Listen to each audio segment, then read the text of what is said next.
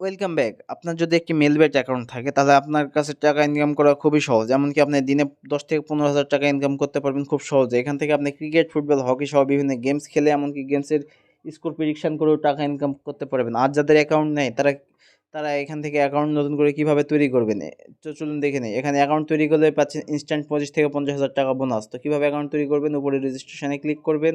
এরপরে in one ক্লিকে click করবেন। এরপর দেখুন বাংলাদেশ টাকা প্রোমো কোড স্পোর্টস। প্রোমো কোডের জায়গায় আমাদের অফিসিয়াল প্রোমো কোড GCT5 আবারও বলতেছি GCT5।